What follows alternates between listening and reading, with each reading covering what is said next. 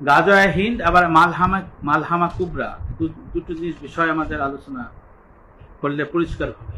হাদিস শরীফে যে ঘটনাগুলো বলা হয়, সেই হাদিস শরীফে এই ঘটনাগুলো কখন ঘটবে সে বিষয়ে আপনাদের সুনির্দিষ্টভাবে জানা দরকার। আসলে গাজওয়ে হিন্দ, হিন্দুস্তান বিজয়, এই বিষয়ে কিন্তু আমাদের জানা দরকার যে আসলে গাজওয়ে হিন্দ হয়েছে কিনা। নবী করিম সাল্লাল্লাহু আলাইহি ওয়াসাল্লাম জীবদ্দশায় মুসলমানদেরকে রোম বিজয়ের সুসংবাদ দিয়েছেন, পারস্য বিজয়ের সুসংবাদ দিয়েছেন, শাম ও মিশর বিজয়ের সুসংবাদ দিয়েছেন, ইরাক বিজয় ও খুরাসান বিজয়ের সুসংবাদ দিয়েছেন। তাহলে হিন্দ তথা ভারতের মতো এক বিশাল ভূখণ্ড কি আল্লাহ রসুল এড়িয়ে যেতে পারেন? একদম না। সে সুসংবাদ আল্লাহ রসুল দিয়েছেন যে এই ভারত উপমহাদেশ পৌত্তলিকতার অন্ধকারে ডুবেছিল।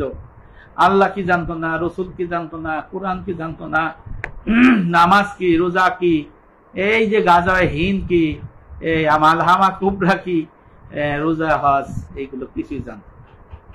আল্লাহ নামই জানতো না, তাহলে অন্য কিছু কিভাবে জানতো? তাহলে কি এই বিশাল ভূখণ্ডের ব্যাপারে কি নবী ইসলাম কি কিছু বলে জাননি? এত সারা পৃথিবী সবকিছু বলে গেলেন, আল্লাহ পাক জানাই দিলেন। তাহলে কি এই উপমহাদেশে এত বড় ভূখণ্ড, এখানে কি ইসলামের বাতি জ্বালানো যাবে না, এরকম কিছু বলছেন? আসলে এটা অসম্ভব কথা। নবী ইসলাম হিন্দুস্তান সম্পর্কে বলবেন না, হিন্দুস্তানের ব্যাপারে ভাববেন না, এমনটা সম্ভব নয়। কারণ তার রিসালাত পূর্ব থেকে পশ্চিম পর্যন্ত গোটা ভূপৃষ্ঠে বিস্তৃত। তখন ভারতবাসীও তার মনের কেন্দ্রবিন্দুতে ছিল। নবী ইসলাম তার জীবদ্দশায় নানা সময়ে নানা প্রসঙ্গে এই হিন্দের কথা উল্লেখ করেছেন। শেষ পর্যন্ত হিন্দ অভিযান ও সেখানকার মুসলমানদের বিজয় শিরকের অন্ধকার দূর করে তাওহীদের দীপ জ্বালানোর সুসংবাদ আমার নবী মুহাম্মদ সাল্লাল্লাহু আলাইহি ওয়াসাল্লাম দিয়েছেন। যেমন হযরত মুহাম্মদ সাল্লাল্লাহু আলাইহি ওয়াসাল্লামের প্রিয় সাহাবা হযরত আবু হুরায়রা রাদিয়াল্লাহু থেকে বর্ণিত, তিনি বলেছেন, আল্লাহর নবী আমাদের হিন্দুস্তান অভিযানের অর্থাৎ গাজওয়ে হিন্দের প্রতিশ্রুতি দিয়েছেন। যদি আমি তখন বেঁচে থাকি তবে আমি আমার জানমাল সবকিছু দিয়ে এই গাজওয়ে হিন্দে উৎসর্গ করব। যদি আমি তাতে শহীদ হই, আল্লাহ রসুলের ঘোষণা অনুযায়ী আমি সর্বোত্তম শহীদের মর্যাদা পাব। আর যদি বিজয়ী হয়ে ফিরে আসি তবে আমি আবু হুরায়রা জাহান্নাম থেকে মুক্তির সনদ নিয়ে ফিরে আসবো। সুবহানাল্লাহ। সুনানে নাসাই, সুনানে আহমেদ, মুসনাদুল বাজ্জার, সুনানে সাইদ ইবনে মানসুর, মুস্তাদরাকে হাকিম, সুনানু নাসাই, আল সুনালিল কুবরা বাইহাকি শরীফের হাদিসের মধ্যে সহিহ সুনানে বর্ণনা করা আছে আবু হুরায়রা এই কথা। তাহলে নবী ইসলাম অবশ্যই গাজওয়ে হিন্দ অর্থাৎ হিন্দুস্তান বিজয়ের কথা বলেছেন। হযরত সাওবান রাদিয়াল্লাহু অপর সাহাবা থেকে বর্ণিত, নবী করিম সাল্লাল্লাহু আলাইহি ওয়াসাল্লাম বলেন, আমার উম্মতের দুটো দলকে আল্লাহ তাআলা জাহান্নাম থেকে মুক্তি দেবেন। একটি দল হলো হিন্দে অভিযান পরিচালনা যারা করবে তারা, আর এক দল হলো যারা হযরত ঈসা আলাইহিস সালামের সঙ্গে থাকবে। সুবহানাল্লাহ। সুনানে নাসাই, মুসনাদ আহমেদ আর সুনানুল কুবরা বাইহাকি শরীফের হাদিস। তাহলে আল্লাহ রাসূল বলেছেন, আবু হুরায়রা রাদিয়াল্লাহু থেকে অন্য সূত্রে বর্ণনা আছে, আমার সত্যবাদী ও বিশ্বস্ত প্রাণাদিক বন্ধু মুহাম্মদ সাল্লাল্লাহু আলাইহি ওয়াসাল্লাম আমাকে বলেছেন, এই উম্মত সিন্ধু ও হিন্দ অর্থাৎ সিন্ধু ও ভারত অভিযান পরিচালনা করবে। যদি আমি বেঁচে থাকি এবং তাতে শাহাদাত বরণ করি তবে সেটা কত না উত্তম। আর যদি ফিরে আসি তবে আমি আবু হুরায়রা জাহান্নাম থেকে মুক্তিপ্রাপ্ত হিসেবে ফিরে আসবো। সুবহানাল্লাহ। মুসনাদ আহমেদ হাদিস নম্বর 8945। এইভাবে নবীজি সাহাবীদের হিন্দুস্তান বিজয়ের গাজওয়ে হিন্দ, হিন্দুস্তান বিজয়ের সুসংবাদ দিয়েছেন। হিন্দুস্তানের জিহাদ পরিচালনার শ্রেষ্ঠত্ব বর্ণনা করেছেন। অর্থাৎ এই জিহাদে অংশগ্রহণ করলেই জান্নাত নিশ্চিত, জাহান্নাম থেকে মুক্তি নিশ্চিত। যদি ময়দানে মৃত্যু হয় তবে শহীদ এবং সঙ্গে সঙ্গে জান্নাত। আর যদি হিন্দুস্তান জয় করে কেউ ফিরেছে তাহলে সেও মুক্তিপ্রাপ্ত জান্নাতি বান্দা হিসেবে আসবে। আখিরাতে হিন্দুস্তান জয়ের প্রতিদান স্বরূপ ইসলামের বীর গাজী হিসেবে জান্নাতে প্রবেশ করবে ইনশাআল্লাহ। এত বড় সুসংবাদ শুনে সাহাবীরা কি নিশ্চয় বসে থাকবেন? আপনার কি তাই মনে হয়েছে? এই যে গাজায়ে হিন্দ না হয়ে কি আগামী দিনের জন্য বসে আছে? এখনো ৭৭০ বছর ধরে কি গাজায়ে হিন্দ হয় নাই? আল্লাহ রসুল এত সুসংবাদ দিচ্ছে, গাজায়ে হিন্দ এর পরিচালনা অভিযান না করে কি বসে আছে মুসলমানেরা? এটা সম্ভব না। ফলে ১৫ হিজরিতে হযরত আমিরুল মুমিনিন হযরত উমর ইবনে খাত্তাব রাদিয়াল্লাহু আনহু যুগে পৃথিবীর অন্যান্য প্রান্তের সঙ্গে হিন্দুস্তান অভিযানের পরিকল্পনা শুরু হয়। ওমর রাদিয়াল্লাহু আনহু উসমান ইবনে আবিল আসকে হিন্দুস্তানের প্রতিবেশী অঞ্চল বাহরাইন ও ওমানে নিয়োগ দেন এবং হযরত উসমান তার ভাই মুগিরা ইবনে আবিল আসের নেতৃত্বে হিন্দুস্তানে একটি বাহিনী প্রেরণ করেন। সেই সাহাবার যুগে যে আল্লাহ রসুল হিন্দুস্তান বিজয়ের কথা বলেছেন, হিন্দ এবং সিন বিজয় যে করবে ফিরে আসবে সে জান্নাতি, জাহান্নাম থেকে মুক্তি, আর যে মরে যাবে শহীদ। তাহলে কি সাহাবারা বসেছিল? বসেছিল না। ৭৭০ বছর আগে কি বসে রয়েছে? বসে নাই। এই জন্য এই সাহাবাদের যুগেও ওমর রাদিয়াল্লাহু আনহুর সময়ও অভিযান পরিচালনা করছে, কিন্তু পুরাপুরি হয় নাই। আবার উসমান রাদিয়াল্লাহু আনহু তার ভাই মুগিরা ইবনে আবিল আসের নেতৃত্বে হিন্দুস্তানে একটি বাহিনী প্রেরণ করেছিলেন। তারা দেবল পর্যন্ত বসছিলেন, পাকিস্তানের দেবল। কিন্তু তখন হিন্দুস্তান বিজয় মুসলিমদের ভাগ্যে লেখা ছিল না। দূরত্ব, ভৌগোলিক নানা জটিলতা, অন্যান্য অঞ্চলে বিজয় অব্যাহত রাখা, যুদ্ধ বিগ্রহ করা, সৈনিকের সংকুলন ছিল না, অর্থনৈতিক দ্বন্দ্বতা ছিল। এই কারণে ওমর রাদিয়াল্লাহু আনহুর শক্তিশালী বাহিনী থাকা সত্ত্বেও হিন্দুস্তানে অভিযান পরিচালনার অনুমতি দিতে পারছিলেন না, কারণ উনি অন্যান্য জায়গায় যুদ্ধের জন্য সৈন্যবাহিনী বিনিয়োজিত করে রেখেছিলেন। একই অবস্থা হযরত উসমান রাদিয়াল্লাহু আনহু আমিরুল মুমিনিন ওনার সময়ও। আবার হযরত আলী রাদিয়াল্লাহু আনহুর যুগেও নিজেদের মধ্যে যুদ্ধ বিগ্রহ, মুসলমানদের সাথে যুদ্ধ বিগ্রহের জন্য এই অর্থনৈতিক সংকট, সৈন্যবলের সংকটের অব্যাহত ছিল। উসমান রাদিয়াল্লাহু আনহু হিন্দুস্তানের সার্বিক অবস্থা পর্যবেক্ষণের জন্য হাকিম ইবনে জাবালকে হিন্দুস্তানে প্রেরণ করে। প্রতিনিধি দল কর্তৃক প্রদত্ত বিবরণে হযরত উসমান রাদিয়াল্লাহু আনহু পরিবেশ ও পরিস্থিতি হিন্দুস্তান অভিযানের অনুকূলে নয় বলে সিদ্ধান্ত নেন। হযরত আলী রাদিয়াল্লাহু আনহু যুগে হারিস ইবনে মুররা রাদিয়াল্লাহু আনহু একটি বাহিনী নিয়ে হিন্দুস্তানের পথে যান, কিন্তু এক পর্যায়ে তিনি ও তার সৈন্যদের অধিকাংশ শহীদ হয়ে যান, সর্বোত্তম শহীদ হয়ে গেল। বাকিরা কোনোভাবে প্রাণে বেঁচে মক্কায় বা সৌদি আরবে ফিরে যান। এইভাবে খিলাফতে রাশেদা অর্থাৎ হযরত ওমর রাদিয়াল্লাহু আনহু, হযরত উসমান রাদিয়াল্লাহু আনহু, হযরত আলী রাদিয়াল্লাহু আনহু যুগে এই মুবারক বিজয় দেখা সম্ভব হয় নাই। হযরত মুবিয়া রাদিয়াল্লাহু আনহুর যুগে মুহাল্লাব ইবনে আবু সুফরা ৪৪ হিজরিতে হিন্দুস্তান অভিযানে বের হন, কিন্তু তিনি উল্লেখযোগ্য করতে ব্যর্থ হন। এইভাবে দিন যায়, মাস যায়, বছর চলে যায়, কিন্তু নবীজির ভবিষ্যৎবাণী অবস্থাবিত থাকে। রোম ও পারস্য সহ পৃথিবীর বড় বড় দেশ স্থান বিজয় লাভ হয়, ইসলামের পতাকা তলে আবদ্ধ হয় এবং সমস্ত বাহিনী দমড়ে মুচড়ে যায় ইসলামী বাহিনীর কাছে। রোমান পারসিক শাসকরা নিজ নিজ ভ্রান্ত ধর্ম ছেড়ে ওই দেশে ওই সময়ের লোকজন ইসলাম ধর্ম গ্রহণ করে, কিন্তু হিন্দুস্তান তখন অন্ধকারের আলোতে ডুবেছিল। কুপুর শিরক এবং পৈতৃকতার পূজার মধ্যে তারা ছিল। আল্লাহ কি জানতো না, নবী কি জানতো না, কোরআন কি জানতো না, এইসব শুনেই নাই। হিন্দুস্তানবাসী তখনও পৈতৃকার অন্ধকারের সাগরে ডুবেছিল। তাদের শুষ্ক মস্তিষ্কের মানুষগণ ইসলামের আলোর অপেক্ষায় থাকে, কিন্তু তখনও কোনো আলোর রেখা এই এলাকার মানুষের স্পর্শ হয় নাই। এক পর্যায়ে ওয়ালিদ ইবনে আব্দুল মালিক মুসলিম জাহানের নেতৃত্বে আসেন। ইরাক, ইরান, গোটা প্রাচ্যের গভর্নর তিনি নিযুক্ত হন। হাজ্জাজ ইবনে ইউসুফ, সে ফাসেক ছিল, জালিম শাসক ছিল, অভিশপ্ত হাজ্জাজ। অসংখ্য সাহাবী, তাবেঈন, তাবে তাবেঈন, বড় বড় ইমামদের হত্যাকারী হাজ্জাজ। কিন্তু আল্লাহ তাআলা তার দ্বীনকে অনেক সময় পাপিষ্ঠ ব্যক্তির দ্বারা উপকৃত করেন। যেমনটা নবী করিম সাল্লাল্লাহু আলাইহি ওয়াসাল্লাম এক হাদিসে বলেছেন যে নিশ্চয়ই আল্লাহ তাআলা এই দ্বীনকে পাপী লোকদের দ্বারা সাহায্য করবেন। সুবহানাল্লাহ। সহিহ বুখারী হাদিস নম্বর 3062, সহিহ মুসলিম হাদিস নম্বর 111। হিন্দুস্তানের ব্যাপারে আল্লাহ তাআলার এই নীতি বাস্তবায়িত হয় জালিম হাজ্জাজের কপালে। আল্লাহ তাআলা হিন্দুস্তান বিজয় সৌভাগ্য লিখে রাখেন, হিন্দুস্তানের প্রতি তাকে মনোযোগী করেন। হাজ্জান ইবনে বিন ইউসুফ হিন্দুস্তান বিজয়ের জন্য একাধিক একাধিক একাধিক বাহিনী প্রেরণ করেন। অবশেষে তার চাচাতো ভাই, চাচাতো ভাতিজা, চাচাতো ভাই না, চাচাতো ভাইয়ের ছেলে তরুণ আমির ইমামউদ্দিন মোহাম্মদ ইবনুল কাসিম রহমাতুল্লাহ আলাইহিকে নির্বাচিত করে। তরুণ 20 বছরের যুবক, সে আল্লাহ রহমতে একজন পরিণত সেনাপতি হয়েছিলেন। 89 হিজরিতে মোহাম্মদ ইবনুল কাসিম তৎকালীন শাসক হাজ্জাজ বিন ইউসুফের নির্দেশে মুসলিম বাহিনী নিয়ে হিন্দুস্তানের দিকে রওনা হন। প্রথমে তারা সিন্ধের প্রথম স্টেশন দেবল, ওই যে আগে আমি বলেছি না যে আপনার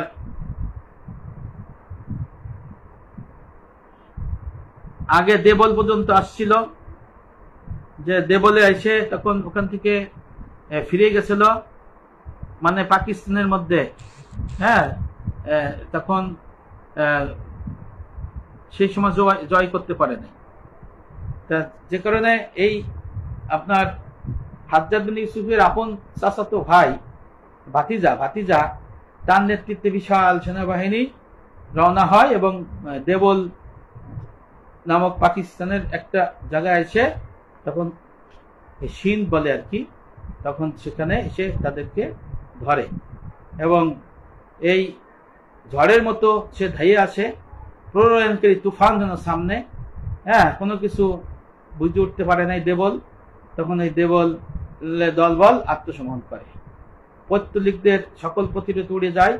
একদিকে মুসলিমদের ইমানি শক্তি, সামরিক সামর্থ্য, জিহাদের তেজযুক্ত চেতনা, অন্যদিকে নারী ও শিশুদের প্রতি সম্মান, সহানুভূতি, পরপর ধর্মের প্রতি উদারতা, সহিষ্ণুতা সিন্ধুবাসীর মানে পাকিস্তানের মন জয় করে নেয়।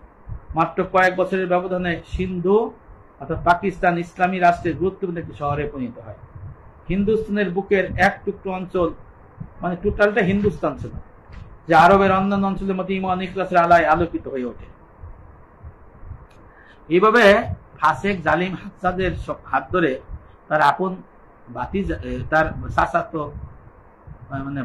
চাচাতো ভাইয়ের ছেলে, চাচাতো ভাতিজা মোহাম্মদ ইবনুল কাসিম রহমাতুল্লাহ নেতৃত্বে আল্লাহ তাআলা মুসলমানদের হিন্দুস্তান অভিযানে প্রাথমিক সাফল্য দান করে, হিন্দুস্তানের ইসলামের দরজা উন্মুক্ত করে দেন, হ্যাঁ, নবীজির ভবিষ্যৎবাণী বাস্তবায়নের সূচনা করেন। তবে আরব মুসলিমদের এই সিন্ধু বিজয় প্রাচ্য ইসলামের এক ওই গুরুত্বপূর্ণ ঘটনা হলেও হিন্দুস্তানের বিস্তৃত এক মহাসাগরের মধ্যে সিন্ধু ছিল নিতান্তই ক্ষুদ্র দ্বীপের মতো, মানে এই অঞ্চলে তো হয় নাই ইসলাম বিজয়। সিন্ধুর এই বিজয় হিন্দুস্তানের মূল ভূখণ্ড তখন তেমন আলোড়ন তৈরি করতে পারে নাই। এই অঞ্চলের মানুষ আল্লাহ কি, রসুল কি, কোরআন কি, ইসলাম কি জানতেই না। এই বিজয় ছিল বিশাল দিঘির এক প্রান্তে সামান্য একটু পানির মতো, মানে একটা দিঘি, ওই কোনার মধ্যে একটা পানি পড়ছে, ঢেল পড়ছে, আলোড়ন হয়েছে, মানে ওই সিন্ধের বিজয়। ফলে মূল হিন্দুস্তান সেই হাজ্জাজ বিন ইউসুফের আমলে যেহেতু সিন্ধ বিজয় করছে, তখন ছিল এই অঞ্চলটা ইসলামের আলো থেকে দূরে।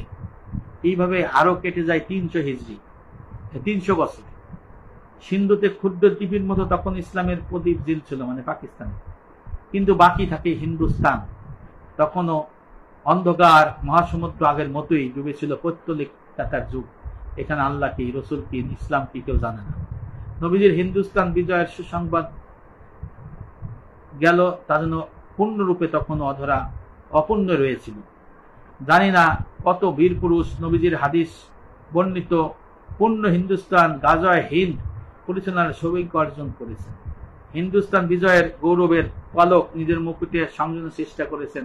কতজন সর্বোত্তম শহীদ হয়েছেন, তার ভাগ্যে সেটা লেখা আছে বা ছিল, আমরা সেটা বলতে পারি না। অবশ্য 4th শতাব্দীর শেষের দিকে গজনীতে এক ঝড় উঠল। ইতিহাসের মন ছিলেন সবাই জানি সুলতান মাহমুদ গজনবী রহমাতুল্লাহ আলাইহি, বীর সিপাহসালার। ইসলামের এই দিক বিজয়ী সেনাপতি পূর্ব পশ্চিম উত্তর দক্ষিণে নানা বিজয় অভিযান পরিচালনার পরে মনোযোগী হন নবী ইসলামের হাদিস হিন্দুস্তান গাজায় হিন্দ এই বিজয়ের প্রতি। হিন্দুস্তানের ভূখণ্ডে তখন তিনি নবী করিম ইসলামের ভবিষ্যৎ অনুযায়ী বাণী অনুযায়ী এই ইসলামের পতাকা ওড়ানোর সংকল্প করেন। সুলতান সালাউদ্দিন গজনবী 311 হিজরি থেকে শুরু করে 416 হিজরি একে একে 17 বার এই হিন্দুস্তান গাজায় হিন্দ পরিচালনা করেন। সুবহানাল্লাহ। হিন্দুস্তানের বিস্তৃত অঞ্চল জয় করেন 17 বার অভিযান চালাইয়া।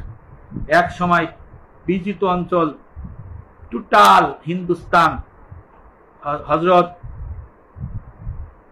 সুলতান মাহমুদ গজনবীর নেতৃত্বে বিজয় অর্জন করে এবং সুলতান মাহমুদ গজনবী রহমতুল্লাহ আলাইহি নিজের প্রতিনিধি নিয়োগ করে এই হিন্দুস্তানের ইসলাম কায়েম করে হিন্দুস্তানে গাজায় হিন্দ অভিযান পরিচালনা করে ফিরে যান তিনি গজনীতে। এইভাবে মহাবীর সুলতান মাহমুদ গজনবী বারবার হিন্দুস্তানে জিহাদের অভিযান পরিচালনা করেছিলেন। বোধখানায় তাহিদের আজান দিলেন, হিন্দুস্তানের আনাচে কানাচে ইসলামের বাণী পৌঁছে দিলেন।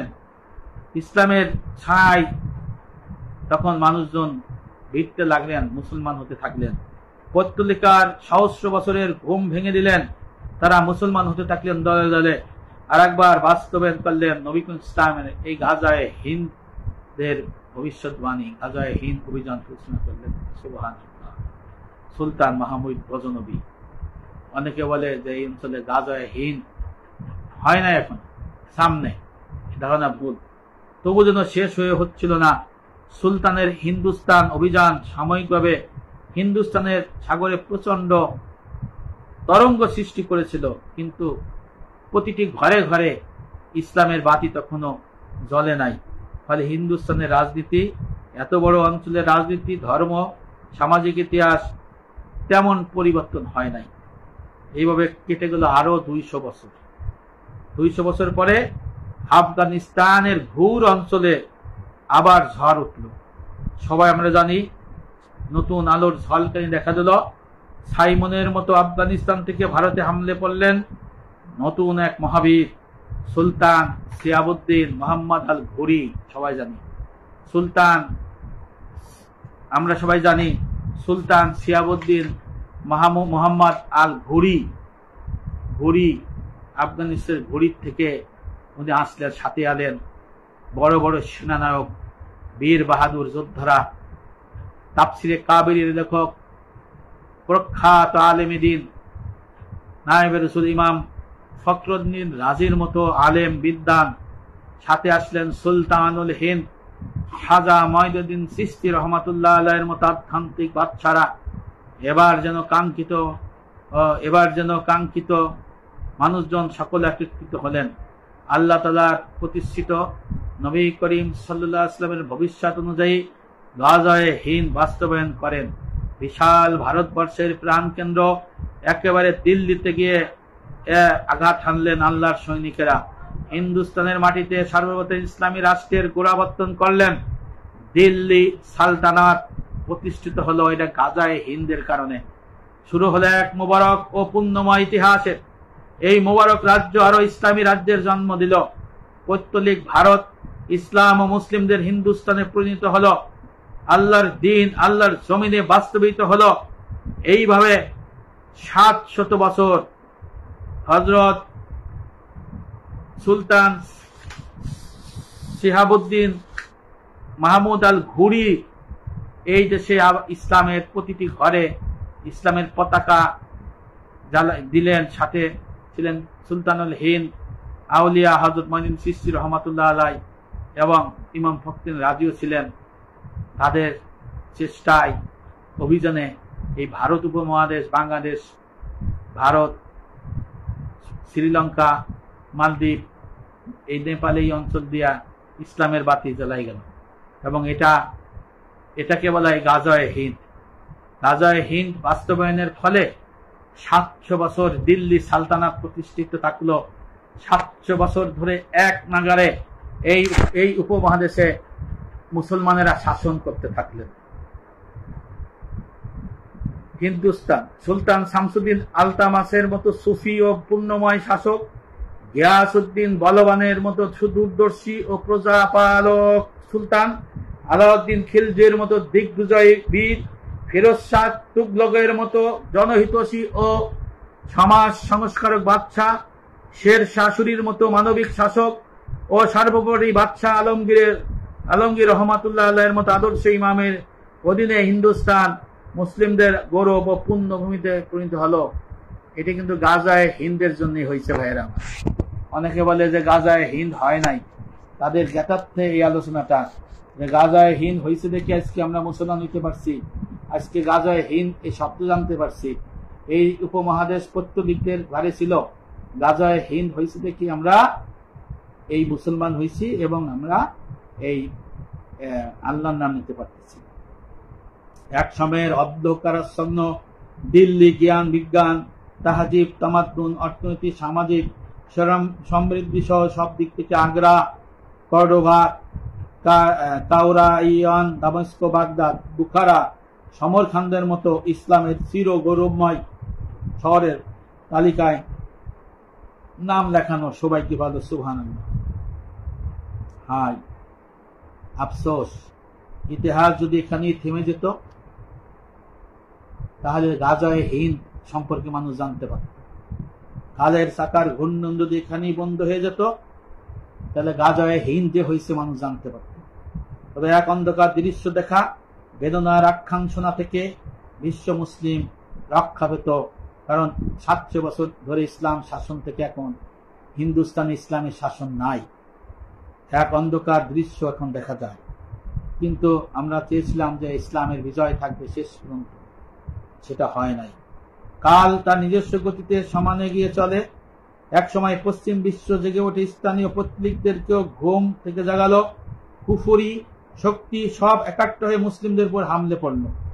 যে মুসলিমরা দীর্ঘ 700 বছর নিজেদের ও নিজেদের জন্মভূমি হিন্দুস্তানকে সকল বিদেশি স্বদেশী ষড়যন্ত্র আগ্রাসন থেকে রক্ষা করেছিল, তারা ততদিনে দুর্বল হয়ে পড়েছিল। মুসলিমদের সুরক্ষা প্রাচীর নানা কারণে নাজুক ও নড়বড়ে হয়ে গিয়েছিল। ফলে নতুন এই ঝড়ের সামনে তারা বালুর বাঁধের মতো মুসলমানরা এক এক করে ধসে পড়ল। মুসলিমগণ গাজায়ে হিন্দ হওয়ার পরেও এই নতুন স্রোতের সামনে 700 বছর পরে প্রায় ভেসে গেল।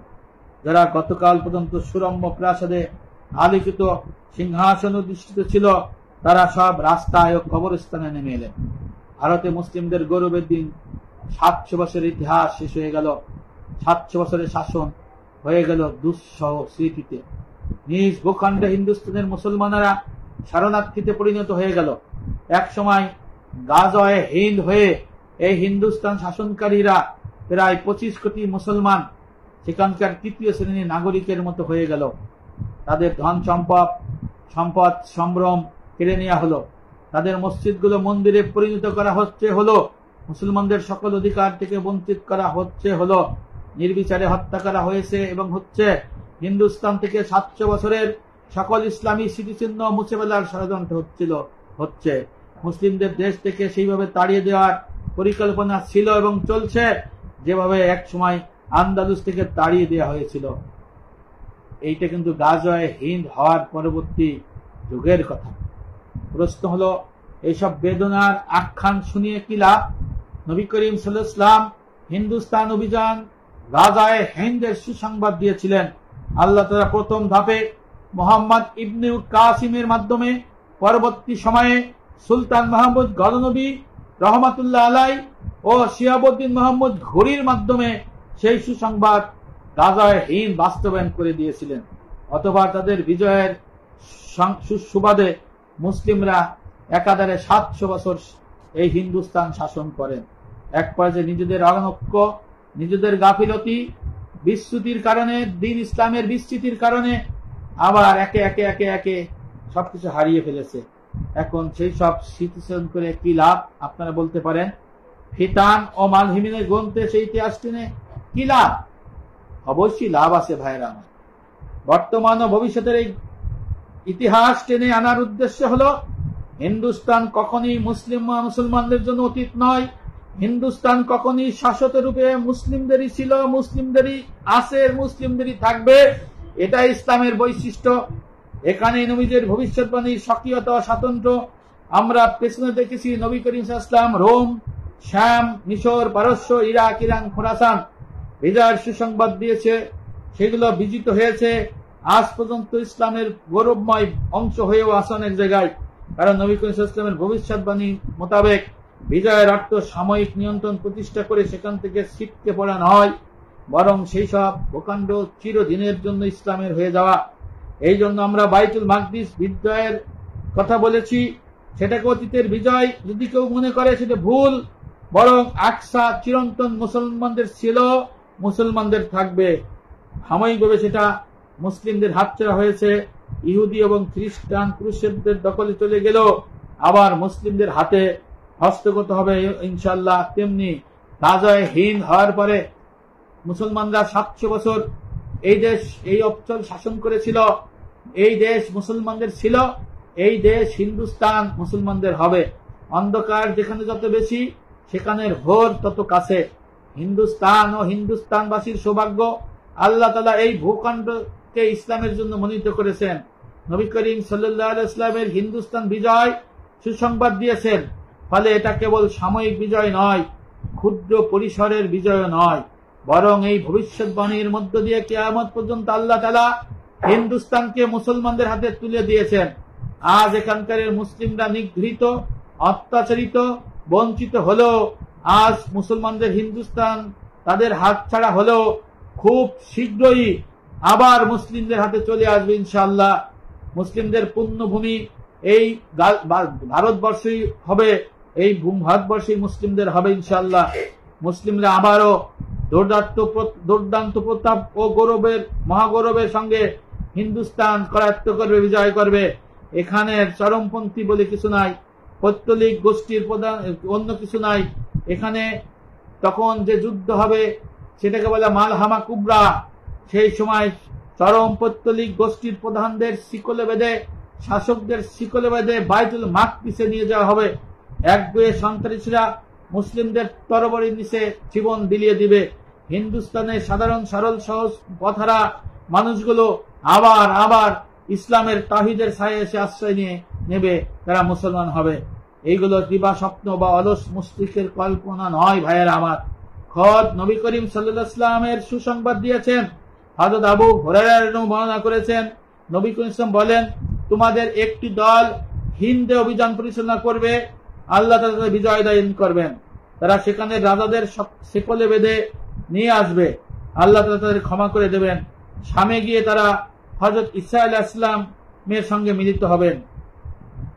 আল পিতা নুয়াইম ইবনে হাম্মাদ এই হাদিসের মধ্যে আছে, সহিহ সনদে বর্ণনা করেছে। এখানে আরো বলা হয়, বাইতুল মাকদিসের একজন শাসক হিন্দুস্তানে একটি বাহিনী প্রেরণ করবেন, তারা হিন্দ বিজয় করবেন, গোটা হিন্দ তারা মারাবেন, হিন্দের ধন সম্পদ জড়ো করবেন, অতঃপর সেগুলো বাইতুল মাকদিসের অলঙ্কারে পরিণত করবেন। সেই বাহিনী হিন্দের রাজাদের শিকলে বেঁধে বাইতুল মাকদিসে নিয়ে যাবে। তারা তার হাতে প্রাচ্য ও পাশ্চাত্যের অসংখ্য ভূমি বিজিত হবে। দাজ্জাল বের হওয়া পর্যন্ত তিনি হিন্দে অবস্থান করবেন। সুবহানাল্লাহ। এটা হযরত ইমাম মাহদী আলাইহিস সালাম যখন আসবেন, তার নেতৃত্বে তার লোকজন দিয়ে এই ঘটনা ঘটবে। আমি বলতে চাচ্ছি যে গাজওয়ে হিন্দ কিন্তু সুলতান সালাউদ্দিন ঘোরি, তারপরে তার আগে হযরত সুলতান মাহমুদ গজনবী এবং মোহাম্মদ ইবনু কাসিম রহমাতুল্লাহ আলাইহি, এই তিনজনের নেতৃত্বে কিন্তু আগেই এই গাজওয়ে হিন্দ বাস্তবায়ন হয়ে গেছে। আমাদের এখন হাত ছাড়া, যখন মালহামা কুবরা হবে, ইমাম মাহদী আলাইহিস সালাম যখন আসবে, তখন উনি বাহিনী প্রেরণ করবেন। তখন এই দেশের এই অঞ্চলের পৌত্তলিকদের প্রধান শাসকদের শিকলে বেঁধে তিনি নিয়ে যাবে বাইতুল মাকদিসে ঈসা আলাইহিস সালামের কাছে। আপনি বুঝতে পারছেন, ঈসা আলাইহিস সালামের কাছে নিয়ে আসবে। তাদের তাওহীদের বাণী শোনালে তারা মুসলমান হবে, তখন কেউ অমুসলমান থাকবে না। এই বিষয়টা কিন্তু আমাদের বুঝতে হবে। এই বর্ণনা থেকে যেমন হিন্দুস্তান বিজয়ের কথা বলা হয়, অপরদিকে অতীতে হয়নি, ভবিষ্যতে হবে, এটাও প্রমাণিত হয়। কারণ অতীতে হিন্দুস্তান কোন বিজয়ের মাঝে বাইতুল মাকদিসের কারো সরাসরি সম্পৃক্ততা দেখা যায় নাই। তাছাড়া ইমাম মাহদী আলাইহিস সালাম, ঈসা আলাইহিস সালাম গোটা দুনিয়া ইসলাম প্রতিষ্ঠা করবেন। ঈসা আলাইহিসসালাম ইসলাম ছাড়া অন্য কোন ধর্ম গ্রহণ করবেন না। জিজিয়ার বিনিময়ে আহলুল কিতাব ইহুদি খ্রিস্টানদের তাদের ধর্ম বহাল থাকার অনুমতি দেবেন না। হয় ইসলাম গ্রহণ করো, নাহলে মৃত্যু, দুটোর যে কোনো একটি বেছে নিতে হবে। এটা হবে ঈসা আলাইহিস সালামের মূল মন্ত্র। সেখানে প্রত্যেক জনগোষ্ঠী জাতিগুলোর তৃতীয় কোনো সুযোগ পাবে না, সেটা বলাই বাহুল্য। ফলে এইসব হাদিসকে বিশুদ্ধ ধরা হয়ে বর্ণনা করা হয় যে হিন্দুস্তানে যে ইসলামের পতাকা পথ পথ করে উড়েছিল, আবার উঠবে। বাবরি মসজিদ সহ প্রত্যেক ধ্বংস হয়েছে, আবার সকল মসজিদ আবার সেই মসজিদের আদলে শোভা পাবে, কালিমা খচিত পতাকা সেখানে উঠবে, এটা নিশ্চিত ইনশাআল্লাহ। তাই মুসলিমদের কেবল সেই তাদের দিনের দিকে ফিরে আসতে হবে, পরিপূর্ণ দিনের মধ্যে আসতে হবে। অলসতা অবসর ঝেড়ে ইমানে আমলে দিনে বলিয়ান হতে হবে। কুফর প্রীতি, ধর্মহীনতা, সেকুলারিজম, ভোগবাদ, দুনিয়াবি বর্জন করতে হবে। তাহলে পুনরায় কিন্তু এই হিন্দুস্তান করায়ত্ত করা সম্ভব হবে। সেই দিন বেশি দূরে নয়। ইমান ও কুফরের মহাযুদ্ধকে বলা হয় মালহামে কুবরা। নবী করিম সাল্লাল্লাহু আলাইহি ওয়াসাল্লাম বলেছেন, আমার উম্মতের একটি দল সত্যের পথে নিরন্তর জিহাদ অব্যাহত রাখবে, কিয়ামত পর্যন্ত তারা বিজয়ী থাকবে। অবশেষে তাদের মাঝে হযরত ঈসা আলাইহিস সালাম আবির্ভূত হবেন। সহিহ মুসলিম, সুনান আবু দাউদ, জামে তিরমিজি শরীফের হাদিস। ইমাম বুখারীর বর্ণনায় এসেছে নবী করিম সাল্লাল্লাহু আলাইহি ওয়াসাল্লামের বাণী, আমার উম্মতের একটি দল শত্রুর বিরুদ্ধে বিজয়ী থাকবে। এক পর্যায়ে আল্লাহর নির্দেশ এসে যাবে, অর্থাৎ কিয়ামত এসে যাবে, তখন তারাই বিজয়ী থাকবে। কিয়ামত, সুবহানাল্লাহ। পৃথিবী, এটা হলো বুখারী এবং সুনান দারিমির হাদিস। পৃথিবীর শেষ নগলে বাতিলের বিরুদ্ধে সংগ্রামরত মুসলিমদের এই মুজাহিদ বাহিনী নেতৃত্ব দেবে ইমাম মেহেদী আলাইহিস সালাম। বরং তার নেতৃত্বে ঈমান ও কুফরের চূড়ান্ত যুদ্ধ সংঘটিত হবে। এটাকে বলা হয় মালহামা কুবরা। মুসলিমরা খ্রিস্টান ও অন্যান্য কাফিরদের আগ্রাসনের সর্বশেষ জবাব দেবে। এই হযরত ইমাম মেহেদী আলাইহিস সালামের নেতৃত্বে তত্ত্বাবধানে মুসলিমদের সর্বশ্রেষ্ঠ মুজাহিদ বাহিনী কুফরি শক্তিকে পৃথিবী থেকে চিরতরে নস্যাৎ করে দেবে। সেই চূড়ান্ত মহাযুদ্ধ, মহাসংগ্রাম ইসলামের পরিভাষায় বলা হয় মালহামে কুবরা। এটাই প্রসিদ্ধ। এই জন্য এই মালহামে কুবরার মধ্যে বিভিন্ন বিষয় রয়েছে, যেটাকে গাজায়ে হিন্দের সাথে অনেকে তুলনা করে। অথচ গাজায়ে হিন্দের যে হাদিস আর মালহামা কুবরার হাদিস আল্লাহ রাসূল আলাদা বলেছেন। যে মালহামা কুবরার সময় যে হিন্দুস্তান আবার বিজয় হবে, এখানে যে যুদ্ধ হবে, এদের যে পৈতলিক এবং শাসকদের শিকলে বেঁধে কোথায় নিয়ে যাবে? বাইতুল মাকদিসে। কার কাছে রাখবে? রাখবে হলো, নিয়ে যাবে হলে ঈসা আলাইহিস সালামের কাছে। ঈসা আলাইহিস সালাম তাদের তাওহীদের কথা বলবেন, হয় জীবন দেবে, নাহলে মুসলমান হবে, তারা সবাই মুসলমান হয়ে যাবে। এই বিষয়টা কিন্তু ওই মালহামা কুবরার মধ্যে আছে। গাজায়ে হিন্দ কিন্তু আপনার হয়ে গেছে, দেখি তো আজকে আমরা এই যে মুসলমানের কথা বলতেছি। ভারতে সুলতানুল হিন্দ দ্বিতীয় পীর হযরত খাজা মঈনুদ্দিন চিশতি রহমাতুল্লাহ এসেছে, কতজন এসেছে, তাই না? এবং বড় বড় ধর্মীয় শিক্ষা প্রতিষ্ঠান সারা ভারতে, হাজার হাজার লক্ষ লক্ষ মসজিদ মাদ্রাসা রয়েছে, মুসলমান রয়েছে বাংলাদেশের থেকে অধিক হারে। আহলে সুন্নাত ওয়াল জামাতের অধিকারী বেশি।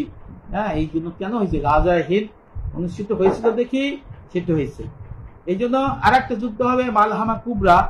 সেই যুদ্ধে কিন্তু ঈসা আলাইহিস সালামের সময় আসবে, ইমাম মেহেদী আলাইহিস সালামের সময় আসবে। তখন ওই আপনার এই রোম আবার জয় হবে, সারা পৃথিবী করায়ত্ত হবে, একটা জমিনের কোনো অংশ বাকি থাকবে না। সেই হিসেবে ভারতবর্ষ বিজয় হয়ে যাবে। হ্যাঁ, এবং সেখানে যুদ্ধ হবে, এক একটা যুদ্ধের পতাকা থাকবে, পতাকার নিচে 12,000 সৈন্য থাকবে। সহিহ ইবনে হিব্বান, মুস্তাদরাক হাকিম, সহিহ হাদিসে বলা হয়েছে 12,000 করে এক একটা পতাকার নিচে লোক থাকবে এই যে মালহামে কুবরার সময়। তার যে কারণে এরা হবে মহাবিজয়। আল্লাহ বলছেন এরা মহাবিজয়। এরা এই নিয়ে কোনো সন্দেহ নাই। হ্যাঁ, মুসলিম সৈন্য এই অমুসলিমদের উপর ঝাঁপাই পড়বে, তাদের সমস্ত নিশানা ভেঙে ফেলবে। তখন রোমানরা মুসলিম সৈন্যের উপর ঝাঁপিয়ে পড়ে শহীদ করে দেবে। মুসলিমরা অস্ত্র নিয়ে দাঁড়ায় যাবে। উভয় বাহিনীর বিরাট যুদ্ধ হবে। মুসলিম সেই দলটিকে আল্লাহ তাআলা শাহাদাতের মর্যাদা দিবেন, কারণ তারা অনেকে নিহত হবে, শহীদ হবে। হ্যাঁ, এই নিয়ে অনেক যুদ্ধ হবে, এক পর্যায়ে কিন্তু মুসলমানদের বিজয় হবে এবং অনেকে গাদ্দারি করবে, সরে পড়বে, বিভিন্ন দলে বিভক্ত হয়ে যাবে, 3 দলে বিভক্ত হয়ে যাবে। সে কারণে সত্যপথের পথিক যারা তারা সেই পথেই থাকবে। হ্যাঁ, এই জন্য এই যে মালহামা কুবরাতে এই ঘটনাগুলো ঘটবে। আর এই উপমহাদেশও ঈমান এবং কুফরের যুদ্ধ হবে, সেটাকে বলা হয় মালহামা কুবরা। হ্যাঁ, এই বিষয়টা কিন্তু আপনাদের বুঝতে হবে যে যাতে এই অঞ্চলে কেউ বলতে না পারে যে গাজায় হীন হয় নাই, আবার গাজায় হীন মানে যে কোনো সময় প্রস্তুত নাও, বলতেছে গাজায় হিন্দির জন্য প্রস্তুত নাও। আচ্ছা, ইমাম মেহেদী ইসলাম আসলে যুদ্ধ হবে মালহামে কুবরা। এখন প্রস্তুতি নিয়ে কি করবে বলেন তো? এখন আমি পরিপূর্ণ দিন জানলাম না, হ্যাঁ, আমল জানলাম না, সিফতি মুসলমান হইতে পারলাম না, কামিল মুমিন হইতে পারলাম না, সুদ ঘুষ তারপরে অত্যাচার নির্যাতনে ভয়পুর, এর মধ্যে তো আল্লাহ আপনাকে বিজয় দিবে না। এই জন্য বিজয় দেওয়া সম্ভব না। আল্লাহ বলছেন ওয়ালা তাহিনু ওয়ালা তাহজানু ওয়া আনতুমুল আলাউনা ইন কুনতুম মুমিনিন, তোমরা যতক্ষণ না কামিল মুমিন না হবে ততক্ষণ আল্লাহ পাক বিজয় দেবে না। বলছে তোমরা হতাশ হয়ে না, ভেঙে পড়ে না, দুঃখিত হয়ে না, তোমরা যদি কামিল মুমিন হও তোমাদের কি বিজয় দেব।